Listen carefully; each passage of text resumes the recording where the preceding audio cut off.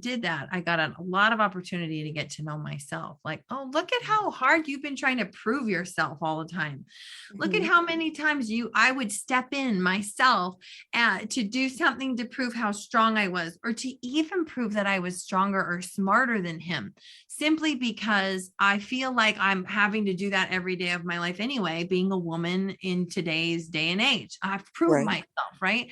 So in doing so, I was stepping all over him. It was like very eye-opening. And I got a lot of opportunity to feel my feelings and journal and all these things. And then I also got to see, wow, look at this. He came up with this solution that I would have never considered. And look at how it's turning out. It's better than I would have done. Like I was like, Wow. oh, this is what this looks like. Oh, wow. Okay. You know Mhm. what?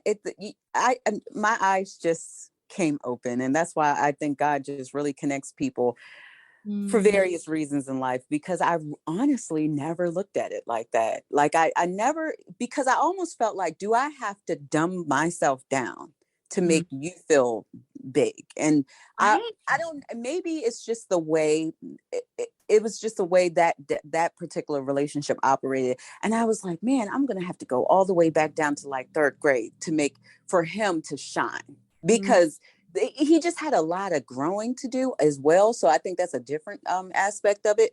But it was also the fact that he operated in that feminine energy. So it made me feel like I had to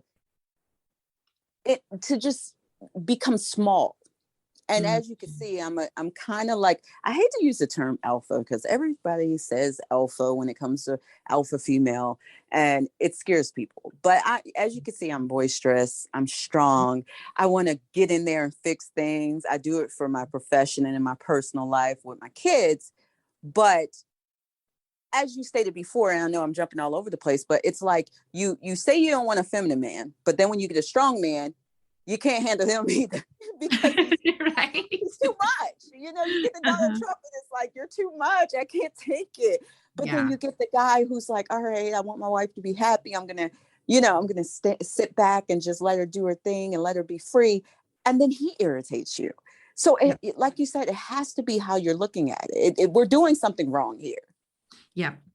Yep. And I would say, okay, is it about, right? Like you probably didn't have the same context around masculine and feminine and stuff in your previous partnership. And I so appreciate you like being willing to share something Right. vulnerable from your own life. But Absolutely.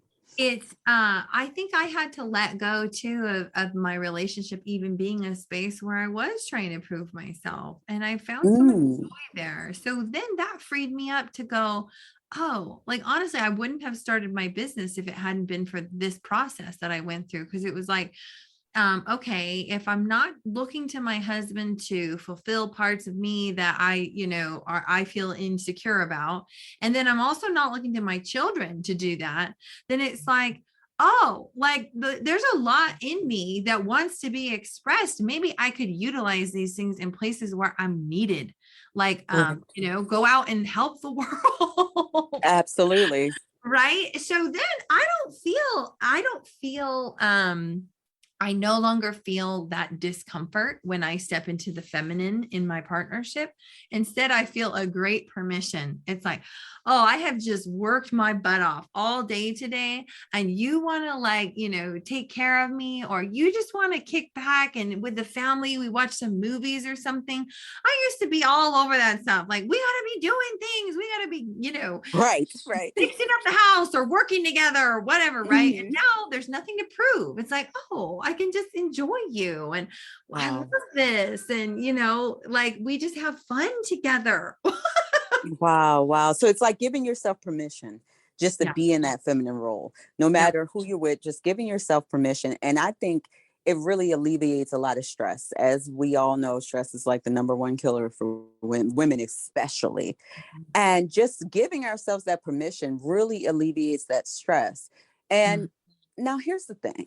When we're letting down the guard, for many of us that may be out there single and things like that, and you're dating, it almost sometimes it feels like you're letting down a guard. Like when we're not talking about a marriage situation, if we're talking about a single, how feminine should a woman show up? Because sometimes if we're not assertive exerting ourselves a certain way, you'll have certain men that feel like they can just walk all over top of you. Yeah, that's so true. I think that the dating space, it's so high pressure. And when I am working with a woman who's in the dating world, I actually encourage her to be as playful about this thing as possible, to literally let go of any pressure of this needing to be anything, Hmm. and showing up in whatever ways feel the best to her. Just feel fun, just feel true to her.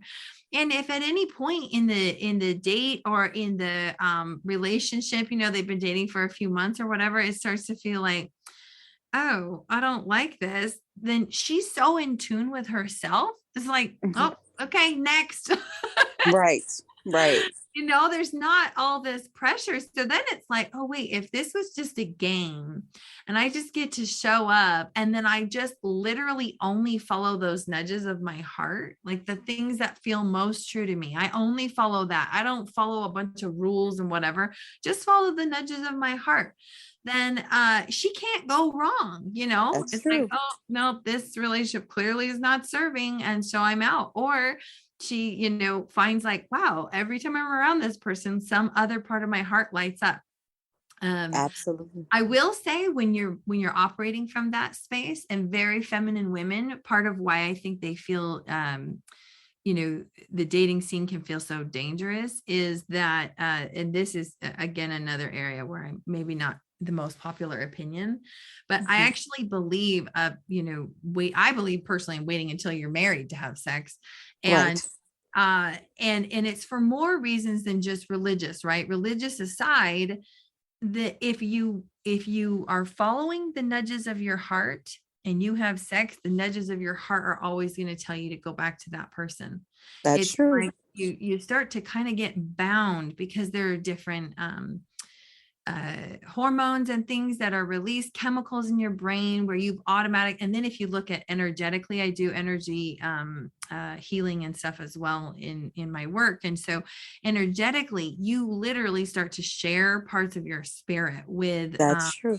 with whoever you're having sex with, right? So then it becomes pretty muddled. And that's where Right. we can get into trouble, because then it's like, well, my heart is saying this, but like my brain, now I'm at odds between my heart and my brain, because my brain is saying he's also kind of showing narcissistic tendencies, or I think he Right. lied about this and what, right? But I'm going to Hmm. ignore all that because my heart is saying XYZ. And Absolutely. so, so That yeah, is I so think that's unique an that you area where we, mentioned that.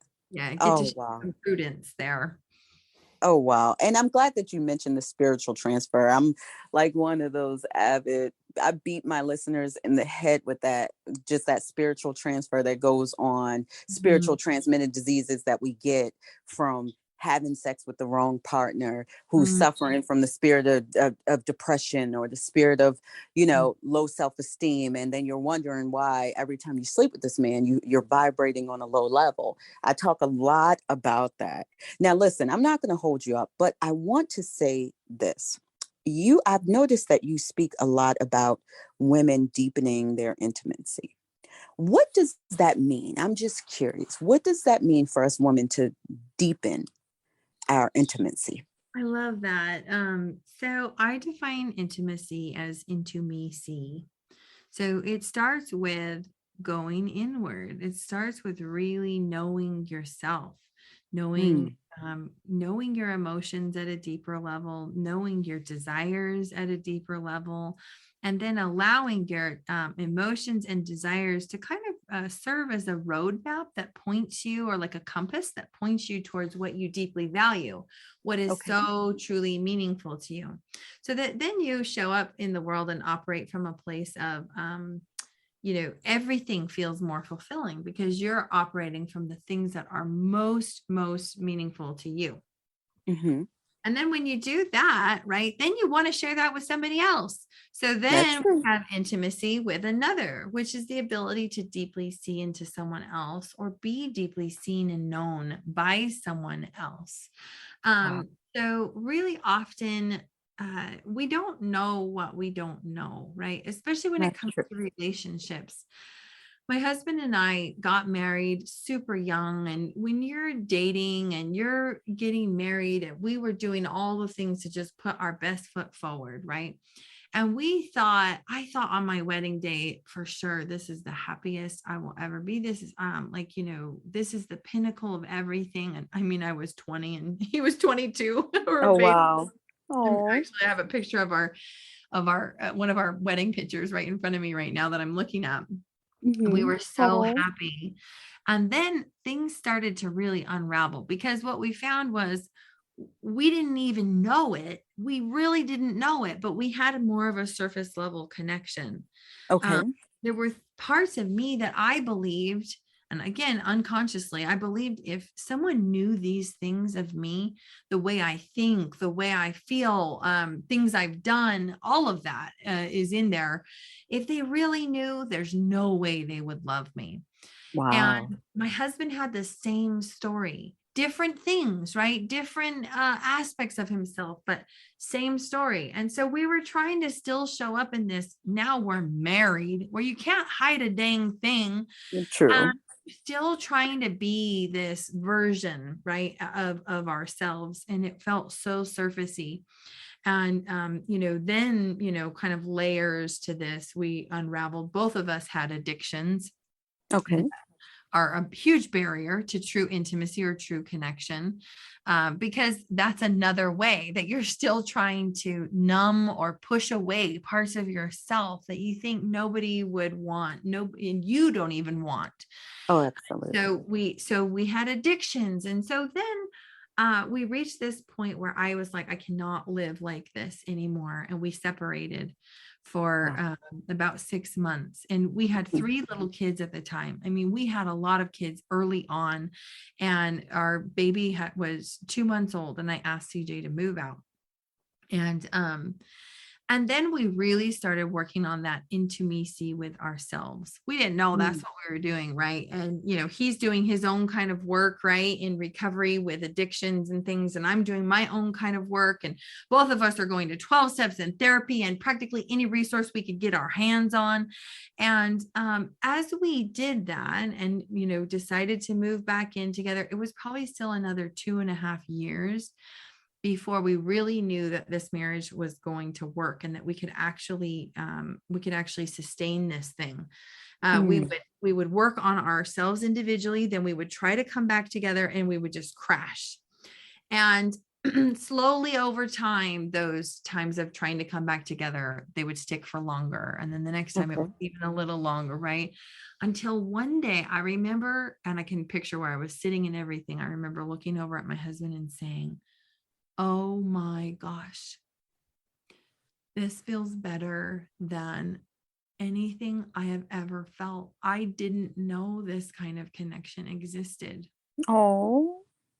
And I really didn't. And Mm. he didn't either. Like, we just hadn't seen it modeled. We hadn't seen what this could actually be like. And I think that we both knew somewhere deep inside that our marriage could feel better. We could actually feel like we were harnessing the power of our partnership, rather than having it be this like life draining, energy sucking vortex, is what it felt like before. Right. you know Oh. and so it started to feel like, oh my gosh, this is like a life-giving thing. There's so much abundance here, so much to the point that we decided to have another child. So we now have 4 kids. Oh. And it's crazy, because it was at that moment that I realized I thought we were trying to get back to what we had when we first got married, right? You hear that a lot. I'm gonna get back to like how we felt back then, or whatever. But and this is true for everyone, what we don't realize is there's something better actually out there waiting for us, if we're willing to get curious and commit and devote ourselves and do the work to access it.